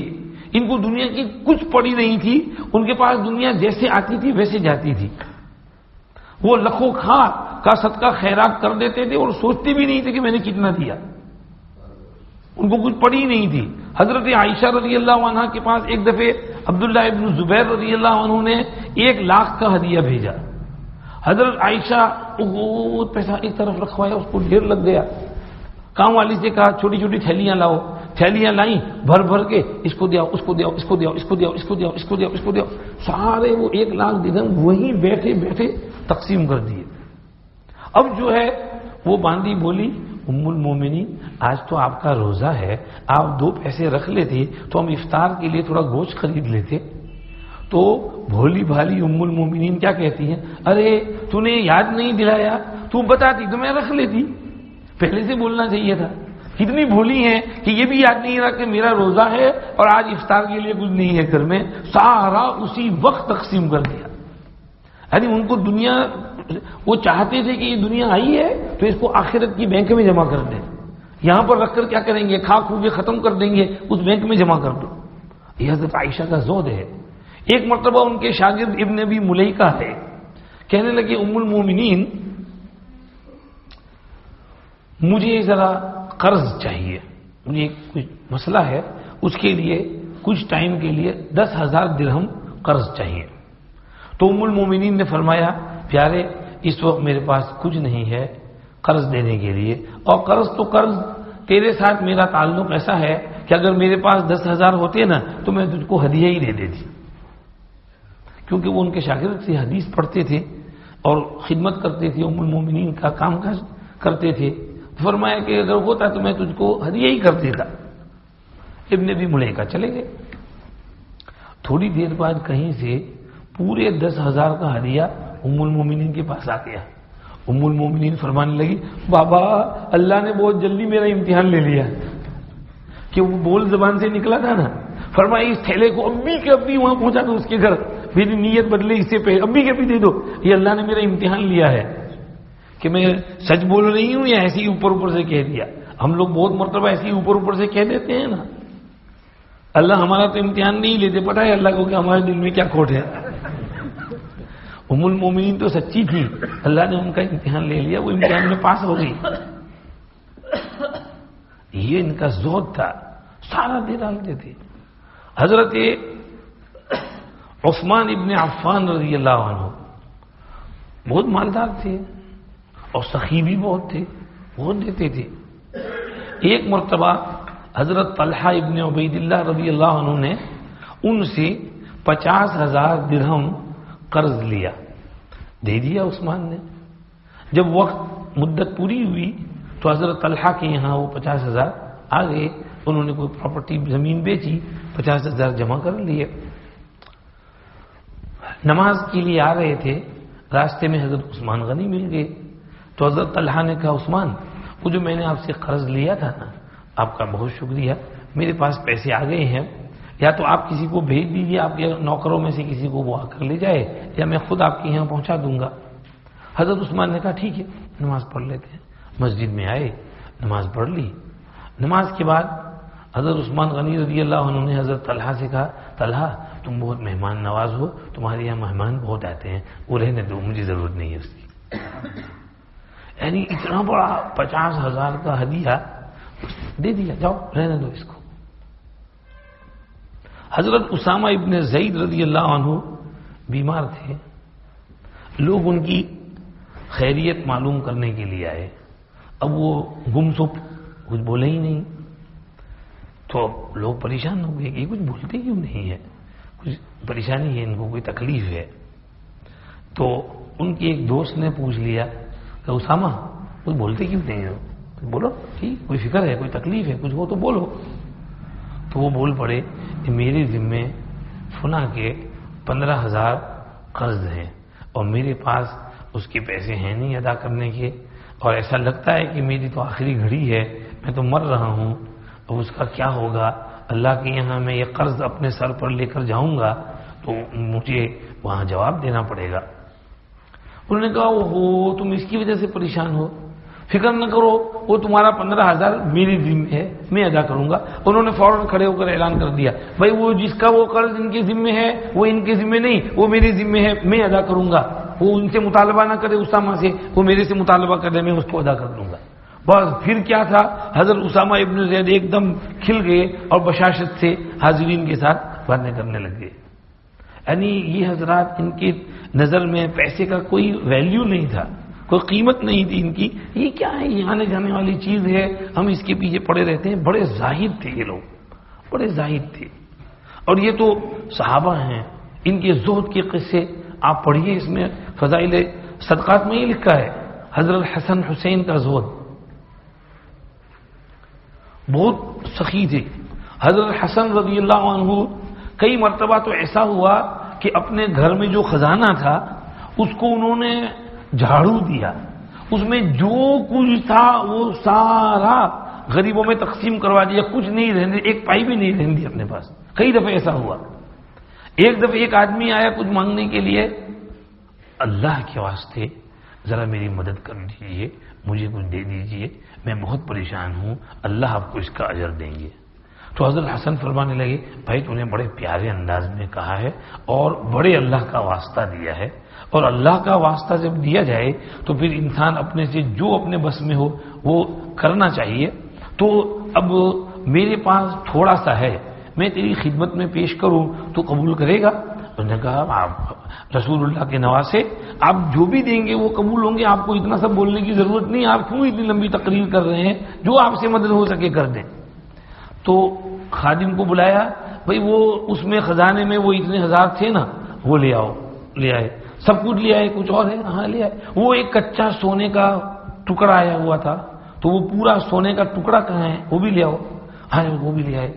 اور پھر کہا کہ وہ فلاں جگہ سے فلاں چیز آئی تھی، وہ بھی لے آؤ. وہ بھی سب جگ دیا. اس کو کہا کہ اگر آپ یہ قبول کر لیں تو آپ کی مہربانی، اللہ کے رسول کی نواز سے آپ اتنا سارا دے رہے ہیں اور مجھ سے معافی مانگ رہے ہیں، سوری کہہ رہے ہیں، لے جاؤ یہ سب. پھر فرمایا کہ غلام اس بیچارے کے لیے یہ سب اٹھانا مشکل ہوگا، بڑی عمر کا ہے، تو اس کو اٹھا کر اس کے گھر پہنچا کر. تو وہ غلام سہارا اٹھا کر کے اس کے گھر پہنچا کر آئے. ایک مرتبہ حضرت حسن حسین اور عبداللہ ابن جعفر حج میں جا رہے تھے، سفر میں. راستے میں وہ اپنے قافلے سے بچھڑ گئے، کھانے پینے کو پاس کچھ تھا نہیں. اب تینوں جو ہے اکیلے چلتے چلتے چلتے چلتے ایک بہت چھوٹی سی آبادی کے پاس پہنچے. وہاں کوئی جھونپڑا نظر آیا. اس میں پہنچے. وہاں ایک بوڑھی تھی. اس کو کہا کہ امی جان ہم لوگ سید ہیں, بہت بھوکے پیاسے ہیں, قافلے سے بچھڑ گئے ہیں, ذرا ہمیں کچھ مہمانی کیجیے, ہمیں کچھ کھلائیے, ہماری مہمانی کیجیے. تو انہوں نے کہا کہ میرے پاس اور تو کچھ ہے نہیں, یہ چھوٹا سا بکری کا ایک بچہ ہے, یہ تم لے لو, تم میں سے کوئی اس کو ذبح کرے, میں ذرا کچھ چولہا لگاتی ہوں, جو کچھ ہے تمہاری تواضع کرتی ہوں. چنانچہ ایک نے اس بکری کے بچے کو ذبح کیا اور پھر بڑی اماں نے اس کو پکایا. انہوں نے کچھ میٹھا پانی کنویں سے نکال کر دیا, کھایا پیا, اللہ کا شکر ادا کیا. پھر روانہ ہوتے وقت کہنے لگے کہ ہم لوگ سید ہیں, آل رسول سے ہیں اور مدینہ شریف میں رہتے ہیں. تمہارا اگر کبھی مدینہ آنا ہوا تو ہم سے ملنا, ہم تم کو تمہارے اس احسان کا بدلہ دیں گے. وہ بڑی امی نے کہا بہت اچھا. یہ لوگ چلے گئے آگے اپنا. شام کو بڑے میاں جو ہے گھر آئے تو دیکھا کہ وہ بکری کا بچہ غائب. اب جیسے بڈھے بڈھیوں کو کوستے ہیں تو بڈھے میاں گرم ہو گئے, بکری کا بچہ کہاں گیا؟ وہ سید لوگ آئے تھے, ان کو کھلا دیا میں نے. ارے کہاں کے سید, جھوٹ موٹ, کوئی تھک گیا ہم کو, کھاؤ کا تو بھی سب کو ایسے ہی کھلا دیتی ہے, سخاوت کرتی پھرتی ہے, کوئی دھندا نہیں ہے, وہ تھک گیا کوئی. یہ وہ بہت بولے, بیچاری بڑی بوڑھی سنتی رہی, کچھ نہیں بولی. خیر ہو گیا آئے گئے. یہ لوگ حج میں گئے, حج کر کے وہ جس طرح واپس جاتے تھے اپنے راستے سے واپس پہنچ گئے مدینہ شریف. ایک دن حضرت حسن رضی اللہ عنہ اپنے گھر کے ورنڈے میں بیٹھے ہوئے تھے تو دیکھا سامنے ایک بوڑھی بکری کی مینگنیاں چگ رہی ہے. حضرت حسن پہچان گئے کہ یہ وہی بوڑھی ہے. تو خادم سے کہا اس کو بلا کر لاؤ. اس کو بلا کر لائے. تو حضرت حسن نے پوچھا کہ بڑی امی آپ نے مجھے پہچانا؟ وہ کہنے لگی نا میں نے تو نہیں پہچانا, میں نے آپ کو پہچان لیا. ہم ایک دفعہ سفر میں راستہ بھول گئے تھے, قافلے سے بھٹک گئے تھے, آپ نے ہماری دعوت کی تھی, ہم کو مہمانی کے لیے کھلایا تھا. ہاں اب یاد آ گیا, اچھا تم ہو وہ؟ ہاں وہ ہم تھے, ہم لوگ تھے. کہا کہ چلو یہاں کیسے آنا ہوا مدینہ شریف؟ تو جس علاقے میں ہم رہتے تھے وہاں قحط آیا, خشک سالی آئی, ہماری بکریوں کے پاس خوراک نہیں تھا, تو اب وہاں پر جینا مشکل ہو گیا, تو ہم مدینے آئے ہیں اور یہ تھوڑا سی محنت کرتے ہیں, بکریوں کی مینگنیاں چگتے ہیں, اس کو سکھا کر کے گھر میں بیچتے ہیں, تو ایک دن ہم آ جاتا ہے, اس سے ہمارا گزارا ہو جاتا ہے, یہ ہماری زندگی ہے. فرمایا اچھا تو پھر ایسا کرو, اب تم ایسا نہ کرو, تمہاری عمر بھی بڑی ہو گئی ہے, بوڑھی ہو تم, میں تم کو 1000 درہم ہدیہ دیتا ہوں اور 1000 بکریاں بھی دیتا ہوں. اور خادم سے کہا ان کو بھائی حسین کے پاس لے جاؤ. ان کے پاس لے گئے کہ یہ وہ بڑی امی ہیں جنہوں نے ہماری مہمانی کی تھی. تو بھائی حسین نے پوچھا کہ اچھا بڑے بھائی نے کیا دیا بھائی صاحب نے؟ تو کہا بھائی صاحب نے 1000 درہم اور 1000 بکریاں دی. تو کہا میری طرف سے بھی 1000 درہم اور 1000 بکریاں, اور عبداللہ ابن جعفر کے پاس لے جاؤ. اور عبداللہ ابن جعفر تو سخیوں کے امام تھے, قطب السخا کہا جاتا تھا. ان کے پاس گئے تو انہوں نے پوچھا کہ اچھا حسن حسین نے کیا دیا؟ تو انہوں نے 1000 دی ہیں, 2000 کل. انہوں نے کہا اگر بیعت بھی نہ ہوتی تو میں اس سے زیادہ دیتا, لیکن چلو میری طرف سے 2000 درہم اور 2000 بکریاں. اب بڑی امی جو ہیں واپس لوٹی ہیں تو 4000 درہم اور 4000 بکریاں لے کر, اور بوڑھے میاں سے کہتی ہیں وہ جو ایک بکری کھلائی تھی اللہ نے یہ اس کا انعام دنیا میں دیا ہے, اور آخرت میں جو دیں گے وہ تو دیں گے ہی دیں گے. یہ ہے ان کی سخاوت اور یہ ہے ان کا زہد کہ ان کو دنیا سے کچھ لینا دینا تھا ہی نہیں, وہ تو دیتے تھے, وہ خرچ کر کے خوش ہوتے تھے. ہم لوگ بچا کر خوش ہوتے ہیں, وہ خرچ کر کے خوش ہوتے تھے. اور ایسے خرچ کرنے والے آج بھی ہیں, ایسا نہیں کہ ختم ہو گئے ہوں, ہیں.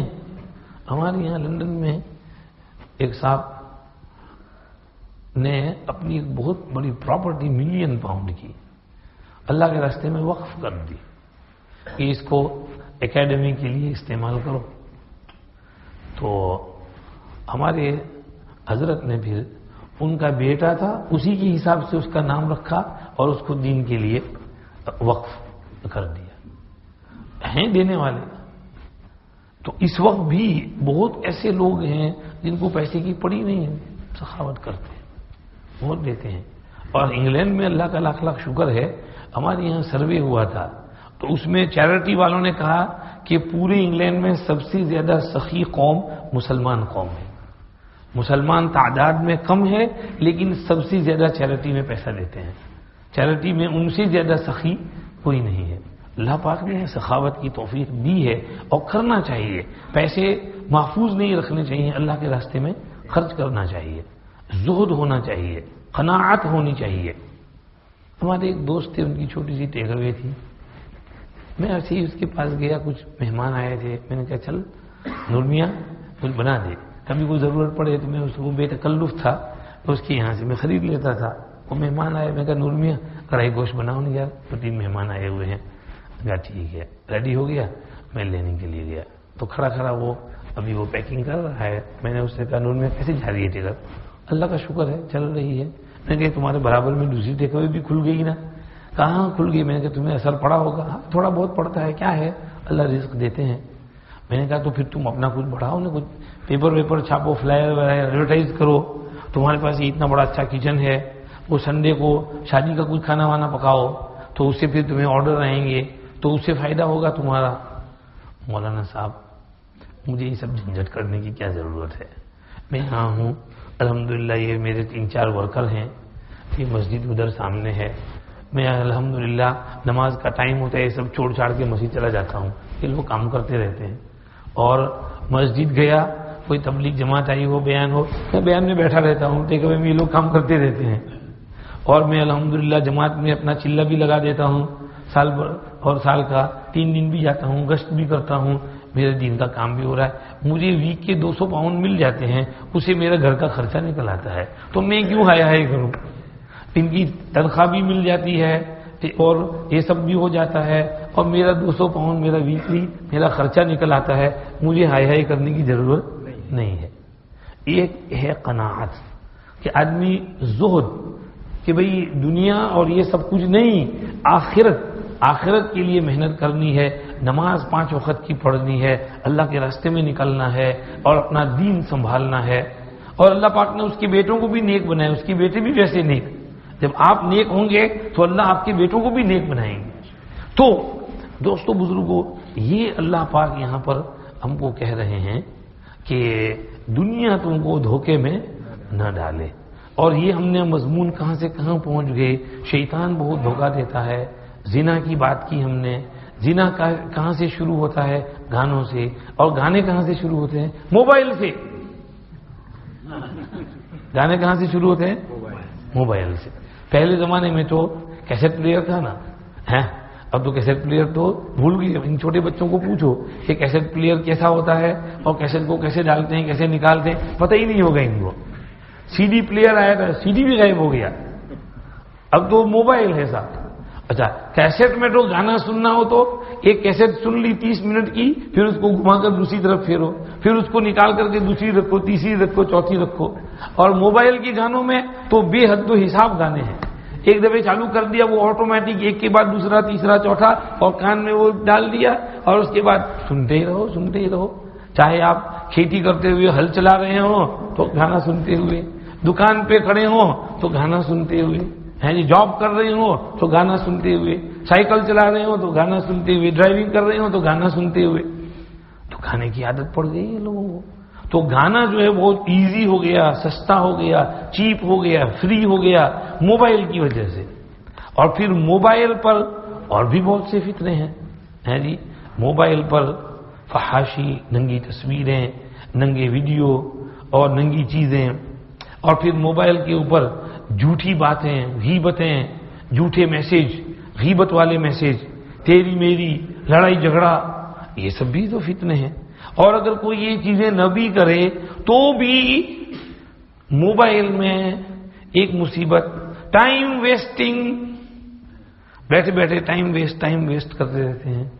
مولانا عبداللہ صاحب حفظ کلاس پڑھاتے ہیں, مولانا سے پوچھو کہ موبائل کی مصیبت کی وجہ سے بچوں کی حفظ کلاس میں کتنی تنزلی آ گئی ہے نا مولانا صاحب؟ یاد نہیں کرتے برابر سے سبق، راتوں کو دیر تک موبائل پر بیٹھے رہتے ہیں، ادھر ادھر کی چیزیں کرتے رہتے ہیں، پھر صبح کو اٹھ کر کے آنکھیں بھی چوڑ رہے ہیں اور آگے پھانپے مارتے ہیں، سبق یاد ہی نہیں ہے۔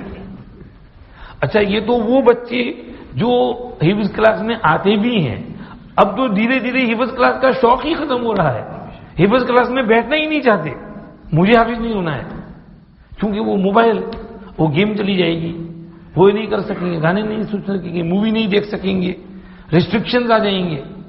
تو اپنے بچوں کو حفظ کلاس کی ترغیب دلاؤ کہ حافظ بنو، عالم بنو، نیک بنو، دیندار بنو، یہ آپ کو کرنا پڑے گا۔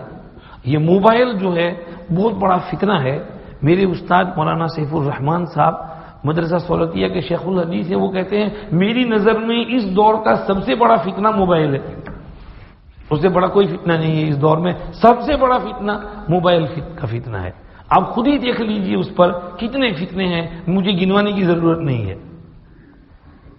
دو سوشل میڈیا ہے، الیکٹرانک میڈیا ہے، واٹس ایپ ہے، ٹویٹر ہے، فیس بک ہے، اور انسٹاگرام ہے، پیریسکوپ ہے، اور پتہ نہیں کیا کیا ہے، یہ ساری دنیا کا الا بلا، اور بچے تو بچے، بوڑھے بھی، مرد بھی، عورتیں بھی، بوڑھیاں بھی، بڈھی بڈھی عورتیں بھی اس پہ بیٹھی ہوتی ہیں۔ تیری ایک دفعہ میں مدینہ ایئرپورٹ پہ، وہ فلائٹ تھی میری جدہ کی، تو ایئرپورٹ پہ وہ سارا امیگریشن وغیرہ کر کے وہ گیٹ کے اوپر آ کر بیٹھے، تو فلائٹ تھوڑی لیٹ ہو گئی۔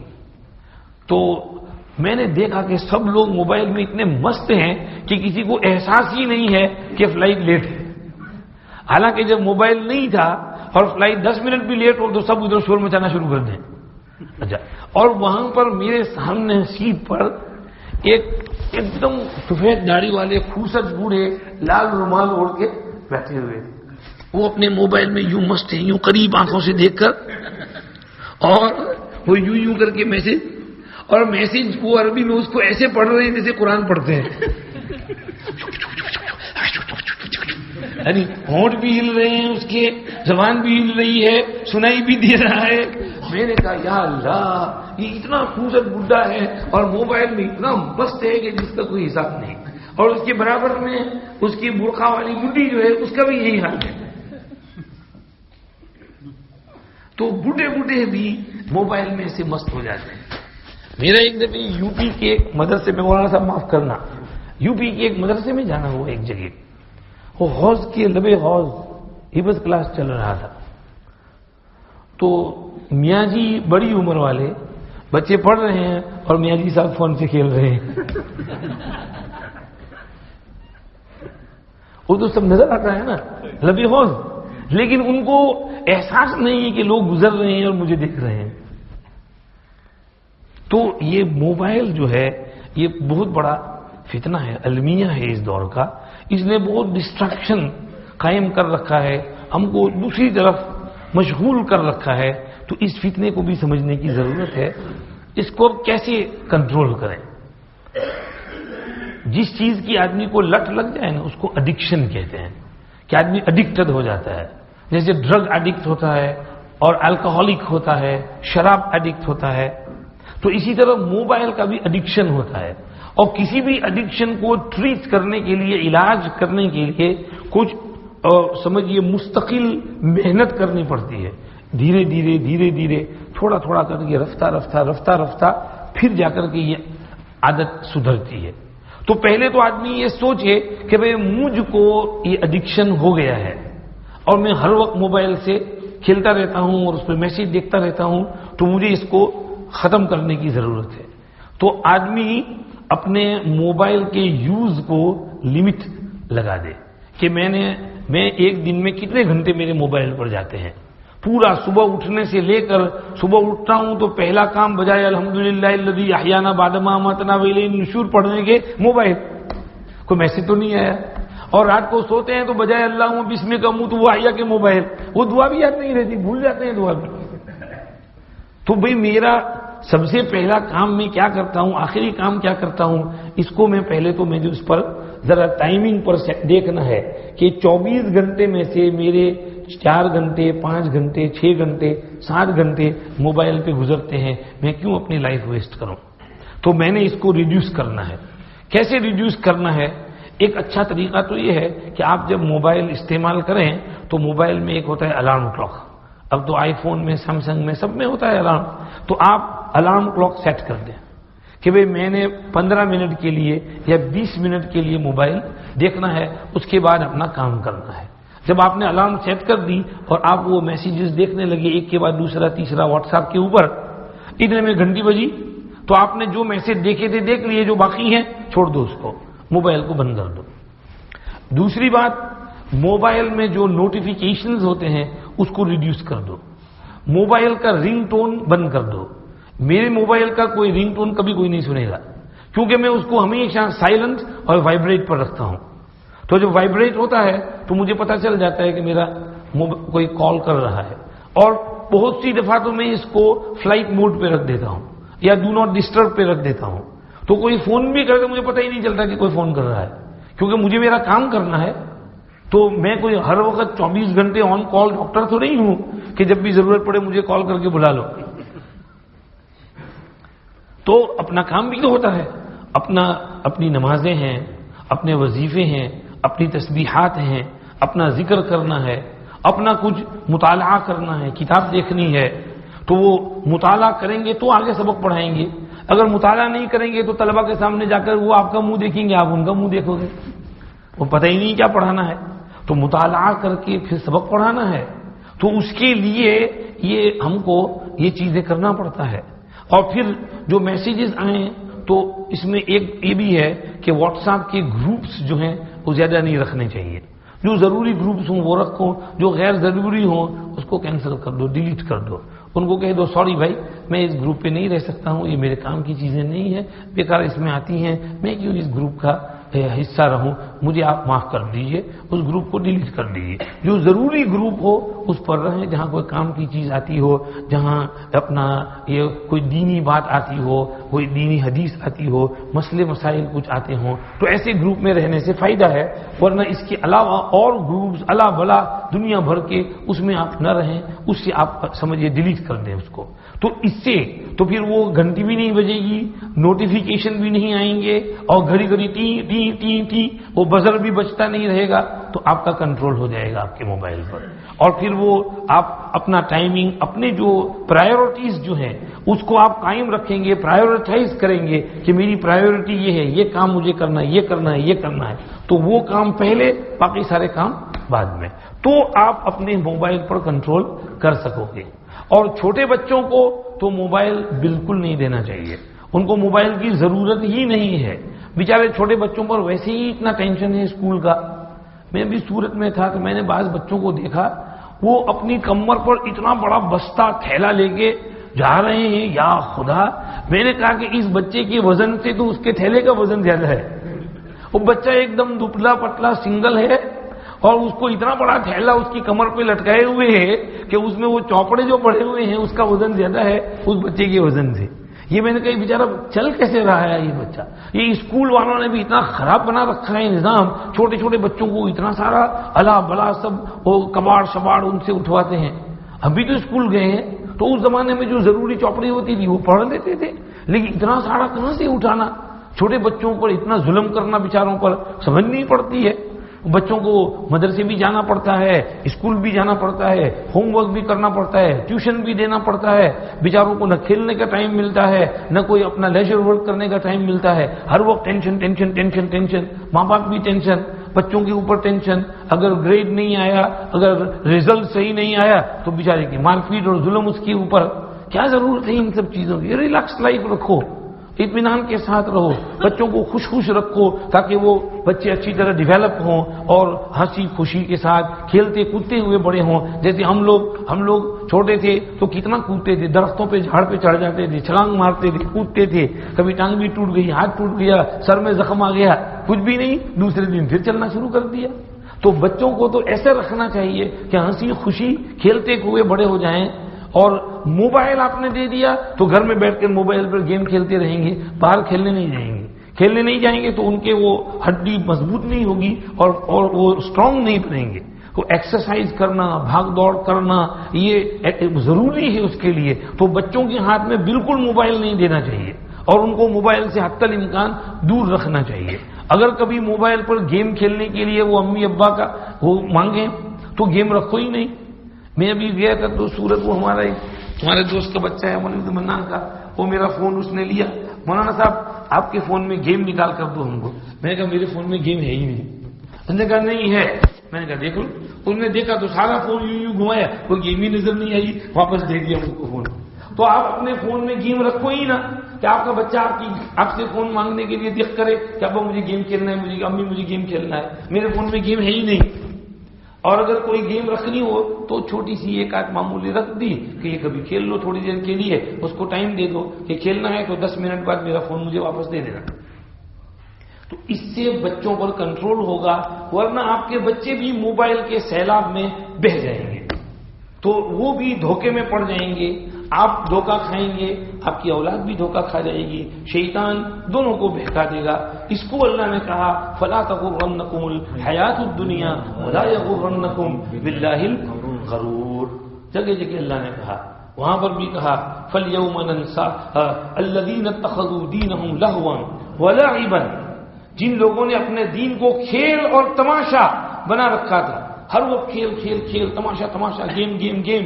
کبھی کرکٹ چل رہی ہے، کبھی ہاکی چل رہی ہے، کبھی فٹ بال چل رہا ہے، کبھی ساکر چل رہا ہے، کبھی یہ والی بال چل رہا ہے. اور اس کے اوپر ٹی وی کے اوپر جب IPL شروع ہوتی ہے تو پورا گاؤں پاگل ہو جاتا ہے. پتہ نہیں چلے کو ساری دنیا میں انقلاب آنے والا ہو اس طرح.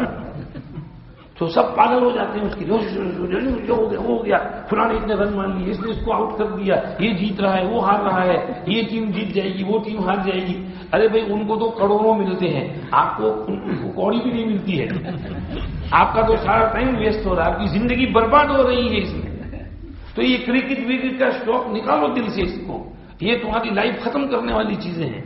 اس کو کہا الذین اتخذوا دینہم لہوا ولعبا، جن کا مذہبی کھیل تماشا تھا اور گیمز تھی. تو اللہ کہتے ہیں فالیوم ننساہم کما نسوا لقاء یومہم ھذا. آج ہم بھی ان کو بھول جائیں گے جیسے وہ اس دن کی ملاقات کو بھول گئے تھے.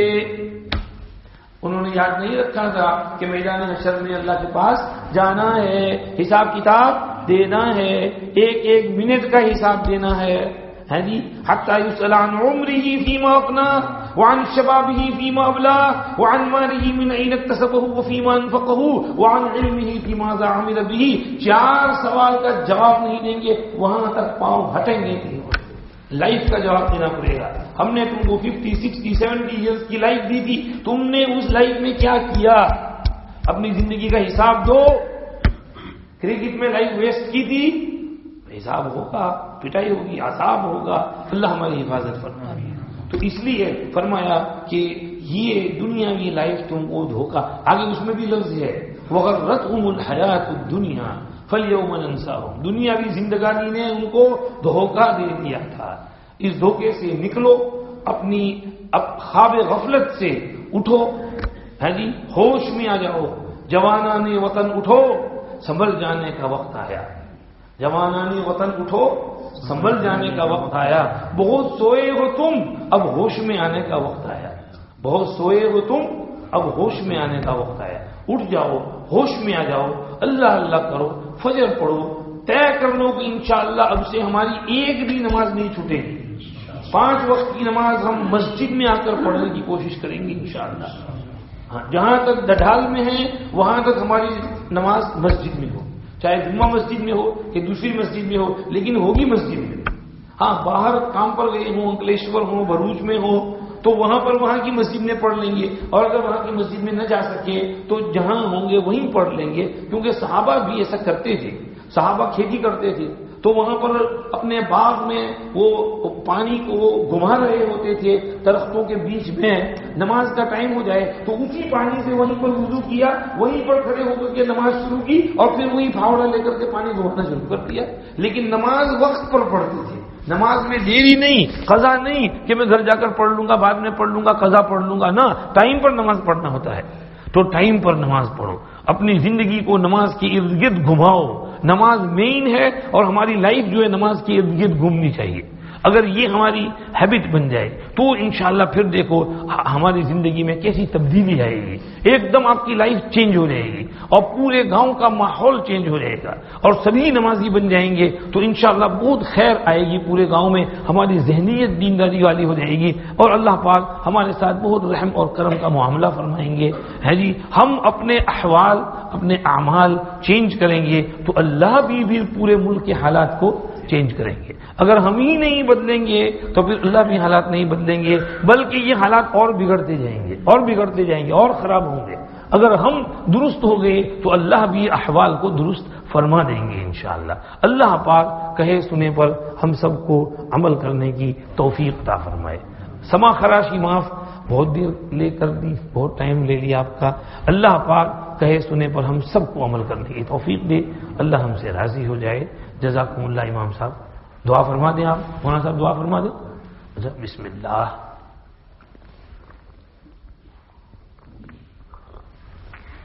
بھئی پانی پلانے کا مطلب تو ہے اور بیان کرو. مولانا صاحب نے پانی پلا دیا, لیکن اب آپ بھی بہت تھکے ہوئے ہیں. ہم دعا کر لیتے ہیں, انشاءاللہ پھر ملیں گے اگر اللہ لایا. درود شریف پڑھ لیں.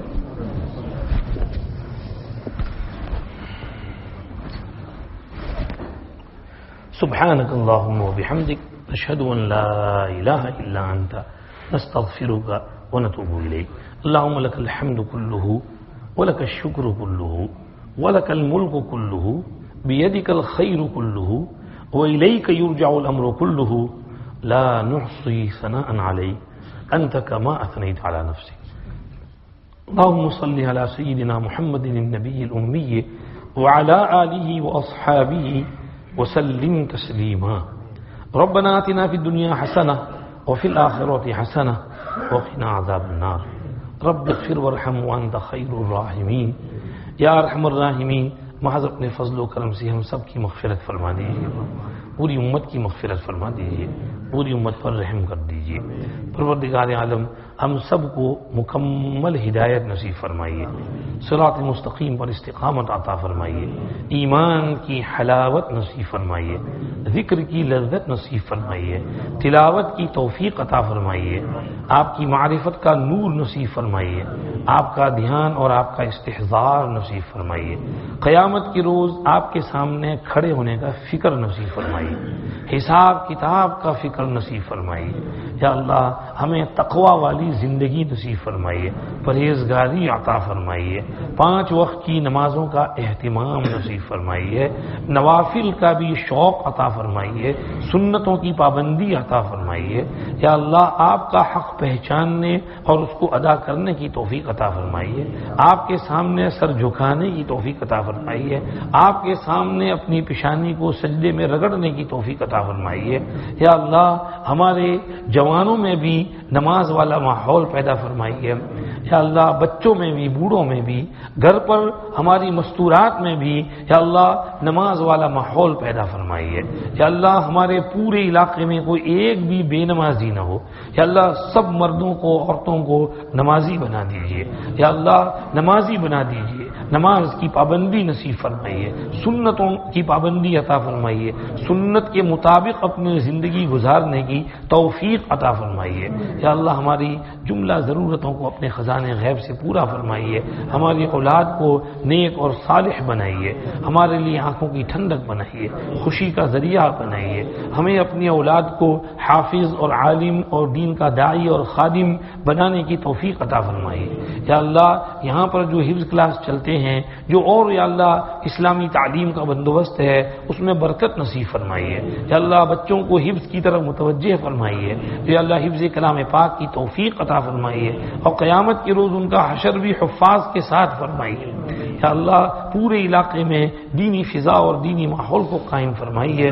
یا اللہ جو بھی بیمار ہیں یا اللہ ان کو صحت اور عافیت تندرستی نصیب فرمائیے, پریشان حال ہیں ان کی پریشانیاں ختم فرمائیے, مقروض ہیں قرض سے چھٹکارا عطا فرمائیے، اولاد نہیں ہے نیک صالح اولاد عطا فرمائیے، شادیاں نہیں ہو رہی ہیں جلدی سے اچھے رشتے نصیب فرمائیے، یا اللہ شادیوں میں سادگی اختیار کرنے کی توفیق عطا فرمائیے، یا اللہ مسلمانوں کی جائیداد مکان دکان بزنس کی حفاظت فرمائیے، یا اللہ زمینوں کی حفاظت فرمائیے، دکانوں کی حفاظت فرمائیے، یا اللہ دشمنوں کے قبضے سے یا اللہ ان کو محفوظ فرمائیے، یا اللہ کھیتی میں برکت عطا فرمائیے، جو کھیتی کرتے ہیں ان کی مدد فرمائیے، ان کی کھیتیوں کی حفاظت فرمائیے، اور یا اللہ کھیتی میں برکت عطا فرمائیے، عشر صحیح نکالنے کی توفیق عطا فرمائیے، جو بزنس کرتے ہیں ان کی بزنس میں برکت عطا فرمائیے، انہیں یا اللہ تجارت میں برکت نصیب فرمائیے، اور زکوٰۃ صحیح ادا کرنے کی توفیق عطا فرمائیے، جو جاب کرتے ہیں ان کے جاب کی حفاظت فرمائیے،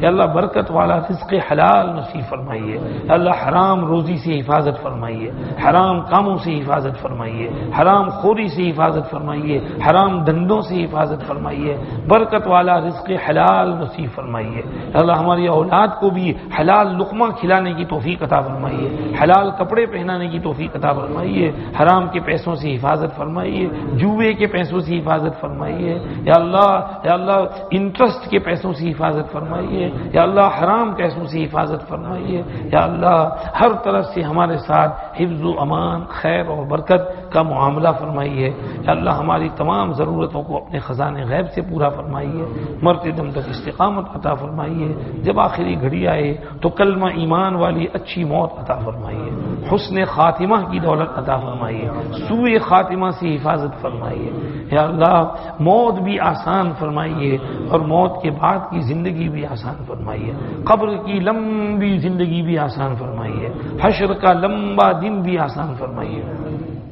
جب آپ کے دربار میں حاضر ہوں تو ایسی حالت میں اپنے پاس بلائیے کہ آپ ہم سے خوش ہوں، ہم آپ سے خوش ہوں، آپ ہماری ملاقات پسند کرتے ہوں، ہم آپ کی ملاقات پسند کرتے ہوں۔ یا اللہ میدان حشر میں آپ کے عرش کا ایئر کنڈیشن والا ٹھنڈا ٹھنڈا سایہ نصیب فرمائیے، سرکار کے ہاتھوں حوض کوثر کا میٹھا میٹھا پانی نصیب فرمائیے، سرکار کی شفاعت کی برکت سے ہم سب کا بیڑا پار فرمائیے، میزان عمل پر ہماری مدد فرمائیے، حساب کتاب آسان فرمائیے، اعمال نامہ اور سرٹیفکیٹ دائیں ہاتھ میں نصیب فرمائیے، پل صراط پر گزرتے وقت اندھیرا ہو تو اس وقت مکمل نور عطا فرمائیے، پل صراط کراس کرنا آسان فرمائیے، جہنم میں گر جانے سے حفاظت فرمائیے، بوٹی بوٹی ٹکڑے ہو جانے سے حفاظت فرمائیے، جہنم کے عذاب سے حفاظت فرمائیے، جہنم کے سانپ سے بچھوؤں سے، جہنم کے گرز اور ڈنڈوں سے اور وہاں کے عذاب سے، وہاں کی آگ سے ہماری حفاظت فرمائیے، یا اللہ پل صراط پر سے پار ہونا آسان فرمائیے، عافیت کے ساتھ پل صراط پار کرا کر سابقین اولین کے ساتھ اول رحلے میں جنت الفردوس میں داخلہ عنایت فرمائیے، ہماری ٹوٹی پھوٹی دعائیں سن لیجئے، ہر وہ خیر عطا فرما دیجئے جو آپ کے پاک پیارے حبیب صلی اللہ علیہ وسلم نے آپ سے مانگی ہے، اور ہر اس شر سے پناہ نصیب فرما دیجئے جس سے انہوں نے آپ کی پناہ مانگی ہے۔ ربنا تقبل منا انك انت السميع العليم وتب علينا انك انت التواب الرحيم وصل اللهم وسلم على سيدنا محمد وآله وصحبه اجمعين برحمتك يا ارحم الراحمين۔